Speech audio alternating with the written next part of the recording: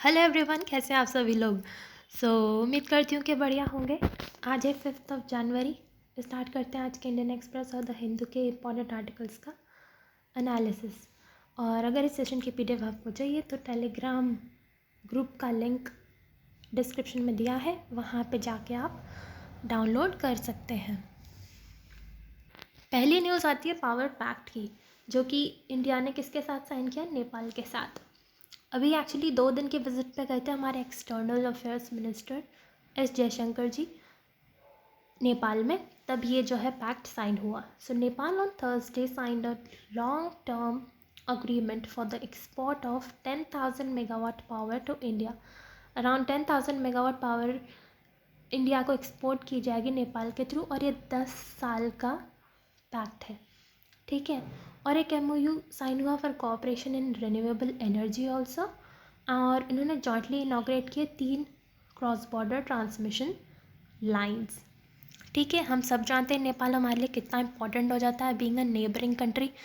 उसके अलावा चाइना और इंडिया के बीच एज अ बफर नेशन का भी काम करता है। सो Nepal is an important neighbor of India and occupies a special significance in its foreign policy. हमारी फॉरेन पॉलिसी में एक स्पेशल सिग्निफिकेंस क्यों है नेपाल का? Because of the geographic, historical, cultural and economic linkages and ties that span centuries. आज से ही नहीं बल्कि सेंचुरीज से हमारे जो जोग्राफी से रिलेटेड जो कनेक्शंस हैं, क्योंकि हम एकदम पास हैं। दूसरा हिस्ट्री के टाइम से, लेकिन काफ़ी पुराने टाइम से हमारे जो है रिलेशंस अच्छे रहे हैं। इसके अलावा कल्चरली हम काफ़ी सेम हैं, इकोनॉमिक टाइज वगैरह भी हमारे हैं, तो इसलिए ये काफ़ी इम्पोर्टेंट हो जाता है। Nepal is right in the middle of India's Himalayan frontier, and along with Bhutan, it acts as a northern borderland flanks and acts as a buffer state against any possible aggression from China. सो नेपाल और भूटान दोनों as a buffer state काम करते हैं India और China के बीच, इसलिए ये काफ़ी इम्पोर्टेंट हो जाते हैं। इसके अलावा India is Nepal's largest trade partner, Nepal का लार्जेस्ट ट्रेड पार्टनर है and largest source of foreign investments, besides providing transit for almost the entire third country trade of Nepal. अब Nepal actually landlocked country है, तो इसलिए इन्हें अगर कोई भी ट्रेड वगैरह करना है तो इन्हें इंडिया जैसे नेशंस की हेल्प लेनी पड़ती है, क्योंकि इंडिया के पास काफ़ी लंबी कोस्ट लाइन है, तो जहाँ से शिप के थ्रू गुड्स वगैरह एक्सपोर्ट किए जा सकते हैं, जबकि नेपाल के पास ऐसा नहीं है। इसलिए नेपाल को इंडिया इस चीज़ में हेल्प करता है। और इतना ही नहीं, India and Nepal has undertaken various connectivity programs to enhance people to people linkages and promote economic growth and development. काफ़ी सारे कनेक्टिविटी प्रोग्राम्स भी हैं जिससे पीपल टू पीपल कनेक्शन जो है वो काफ़ी बेहतर होता है। उसके अलावा डेवलपमेंट और इकोनॉमी पे तो हम ध्यान देते ही हैं। इसके अलावा government of India provides development assistance to Nepal, focusing on the creation of infrastructure at the grassroots level. काफ़ी सारे एरियाज़ में गवर्नमेंट जो है इंडिया के, उन्होंने असिस्टेंस प्रोवाइड की है नेपाल को, काफ़ी सारे हाइड्रो इलेक्ट्रिक प्रोजेक्ट्स वगैरह बनाने में और बाकी इंफ्रास्ट्रक्चर डेवलपमेंट के लिए भी। इसके अलावा डिफेंस कोऑपरेशन हमारा है ही, और जो हमारे गोरखा रेजिमेंट होती है इंडियन आर्मी की, वो उसमें से आधे लोग, मतलब काफ़ी लोग जो है वो नेपाल से ही रिक्रूट किए जाते हैं। So Gorkha regiment of the Indian army are raised partly by recruitment from hilly district of Nepal, and India from 2011 every year undertakes a joint military exercise with Nepal known as Surya Kiran. Surya Kiran नाम की एक हमारी दोनों नेशंस के बीच एक मिलिट्री एक्सरसाइज भी होती है, जो कि 2011 से हर साल कंडक्ट की जा रही है। तो हम देख सकते हैं कितने अलग अलग डोमेन्स में हमारा कोऑपरेशन है, और जोग्राफ़ी की वजह से, हिस्ट्री की वजह से, बहुत सारे रीजंस की वजह से दोनों के बीच के टाइज काफ़ी इम्पोर्टेंट और सिग्निफिकेंट हो जाते हैं। नेक्स्ट आता है jewellery export. The government is keen to expand export credit guarantee cooperation cover and ask gems and jewelry industry leaders to form a committee to help exporters in this sector। अब हम सब जानते हैं कि India जो है उसमें काफ़ी पोटेंशियल है जेम्स एंड ज्वेलरी इंडस्ट्री को प्रमोट करने का, और इसी वजह से ज़रूरी हो जाता है कि हमारे जो एक्सपोर्टर्स हैं ज्वेलरी के उनको प्रमोट किया जाए। प्रमोट कैसे किया जा सकता है, तो उसके लिए एक तो जेम्स एंड ज्वेलरी इंडस्ट्री के जो लीडर्स हैं उनको एक कमेटी बनाने को बोला है, ताकि एक्सपोर्टर्स को कैसे हेल्प किया जा सकता है उस पर बात की जा सके। और इतना ही नहीं, गवर्नमेंट जो है ECGC कवर को भी एक्सपैंड करने की बात कर रही है। बेसिकली ECGC जो है एक्सपोर्ट क्रेडिट गारंटी कोऑपरेशन, वो हेल्प करता है हमारे एक्सपोर्ट्स वगैरह को बढ़ाने में। किस तरह से, क्योंकि अगर हम एक्सपोर्ट कर रहे हैं तो उसमें काफ़ी सारे रिस्क होते हैं कि गुड्स पहुंच पाएंगे या नहीं, या फिर कुछ भी और अगर अनसर्टेनिटी हो गई, अगर गुड्स खरीदे ही नहीं गए बाहर की कंट्रीज़ में तो फिर क्या होगा। तो उस एक्सपोर्ट करने के लिए जो क्रेडिट लिया गया होता है तो फिर वो तो वापस चुका नहीं पाएंगे एक्सपोर्टर्स, तो उस चीज़ के लिए इंश्योरेंस वगैरह भी प्रोवाइड करवाता है ECGC, ताकि जो भी अगर क्रेडिट लिया भी था एक्सपोर्टर्स ने, तो अगर कोई लॉसेस वगैरह भी हो जाते हैं तो ECGC उन्हें हेल्प करता है अपना क्रेडिट वगैरह वापस करने के लिए। तो इस तरह से एक्सपोर्टर्स को जब हेल्प मिलती है तो वो भी इनकरेज होते हैं कि वो ज़्यादा से ज़्यादा एक्सपोर्ट में ज़्यादा से ज़्यादा जो है एक्सपोर्ट करें। सो ECGC promotes export from the country by providing credit risk insurance and related services for exports. और ये एक गवर्नमेंट कंपनी है। It is wholly owned by the ministry of commerce and industry. And कौन से year में form की गई थी ये आप हमें कमेंट सेक्शन में बताओगे। ECGC कौन से ईयर में फॉर्म की गई थी, ठीक है।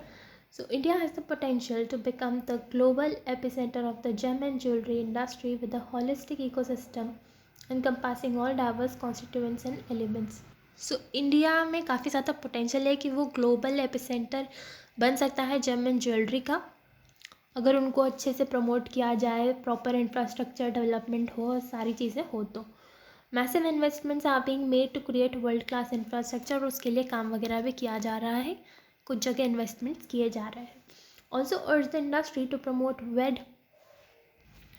वेड for India which will help India become a destination wedding center and boost the domestic textile, gems and jewelry, tourism and hospitality sectors। Basically industry को कहा जा रहा है कि आप प्रमोट कीजिए कि भाई इंडिया वगैरह में आके आप शादी वगैरह कीजिए, यहाँ पे काफ़ी अच्छे डेस्टिनेशंस हैं जिससे कि हमारे बहुत सारे सेक्टर्स को ग्रोथ मिलेगी, जैसे जेम्स एंड ज्वेलरी हो गया, टूरिज़्म हो गया, हॉस्पिटैलिटी हो गया, टेक्सटाइल वगैरह हो गया। तो इसकी भी बात की जा रही है। India is known for its expertise in diamond processing, cutting, polishing and making it one of the world's major players in the diamond industry. India already जाना जाता है अपने एक्सपर्टीज़ के लिए in diamond processing, cutting, polishing वगैरह में, तो इसमें काफ़ी पोटेंशियल है और इसमें हमें ध्यान देना चाहिए। नेक्स्ट आता है प्रेरणा प्रोग्राम। ये एक तरीके का प्रोग्राम है जो कि मिनिस्ट्री ऑफ एजुकेशन ने लॉन्च किया है। Department of school education and literacy जो आता है मिनिस्ट्री ऑफ एजुकेशन में, उन्होंने Prerana and experiential learning programme.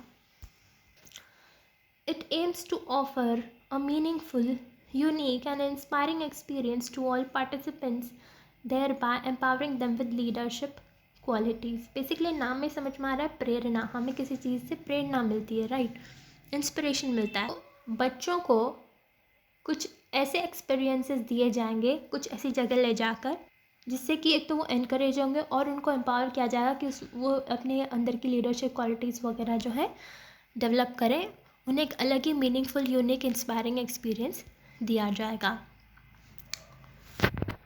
और ये लॉन्च किया गया है जो हमारे जिस स्कूल से हमारे प्रधानमंत्री नरेंद्र मोदी जी बड़े थे, जो कि स्कूल आता है वाडनगर में, गुजरात में, वहाँ से ये ऑपरेट किया जाएगा. So it will operate from the vernacular school in prime minister's Narendra Modi's birthplace Vadnagar Gujarat where mister Modi studied when he was a student. इसमें होगा क्या बेसिकली,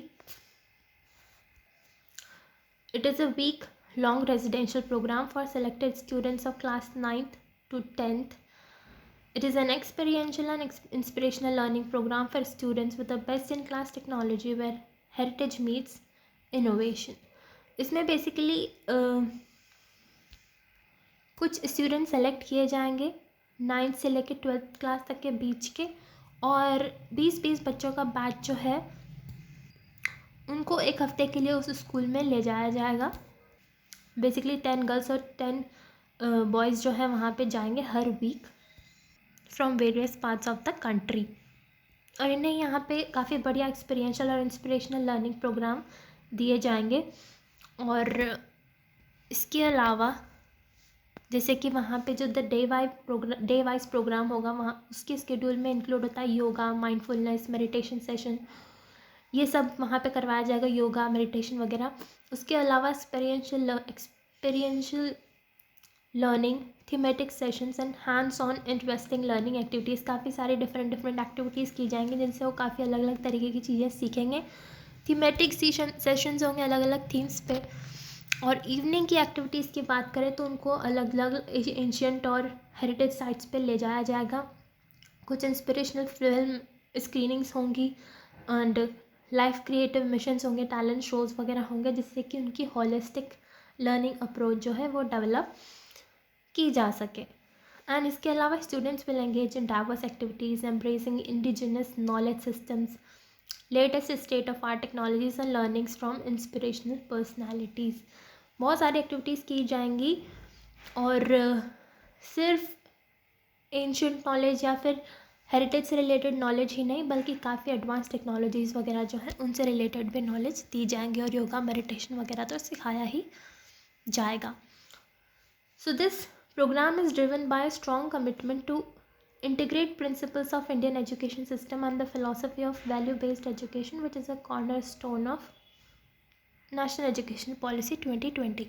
So एक हमारा इंडियन एजुकेशन सिस्टम जो है करता था जिसमें होलिस्टिक डेवलपमेंट की बात की जाती थी, जिसमें कल्चर के साथ जो है मॉडर्न टेक्नोलॉजीज़ का भी ज्ञान दिया जाता था. उसी अप्रोच के साथ इसको स्टार्ट किया गया है. और इनसे इनमें लीडरशिप क्वालिटीज़ भी इनकलकेट की जाएंगी. सो इतना ही था इसमें. And I hope this session helps you. Thank you so much. Have a nice day.